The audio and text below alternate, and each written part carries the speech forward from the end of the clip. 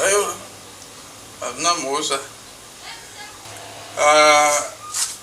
Mazore si hama Neshamwari. Ndinoenyiwa vatsunga patanati. As usual.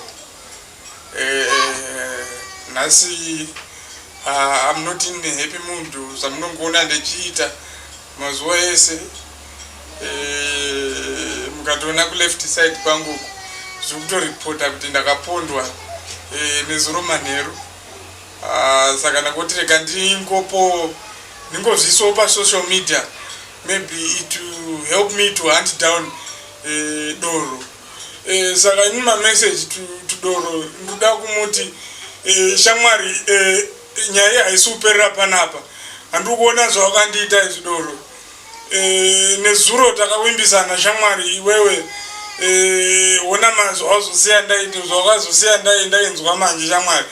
Wakanditi iwewe tikapinda dhiri 1 nezuro ndikati uchaita ndingwari uchaita ndinakidzise vanhu ndichirowa madanze emhando yepamusoro pandichapinda mubhawa. Patoona Shamwari ndakabhowa vanhu. Mahure emavenues aya akapera kundiponda Shamwari. Saka zvadoda kutaurira Doro ndezvekuti I will hunt you down Shamwari for the rest of your life. Ucharamba uchimhanya. Handiti izvozvo hausubatika pabhawa, hausikuwanika pabhawa handiti. But I know kuti haupedzi 2 days usati wauya pabhawa. And ndotoziva kuti even nyangwe nhasi manheru zvatichaita nhasi manheru tinoda kuti tionane 1-on-1. Usafunga kuti ucharamba uchishayika Doro.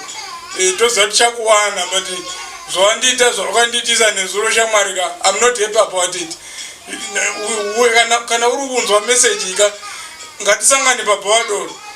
Toonana 1-on-1. Totaura sevarume because wona current situation yandiri ka ndakapondwa Shamwari ndiwakandipondesa Doro. Usazodaro basavira ayo kuti nyaya itoperei ka isaenda kumberi. Uyatitaurirane Doro. I'm not happy muri eZimbabwe as you can see. Ndakapondwa nenyaya yake Doro. Ndafarisa pamberi pevanhu andifurira kuti ucharowa madanze mhando yepamusoro ichiti uchataura zvinhu zvinonakidzisa vanhu.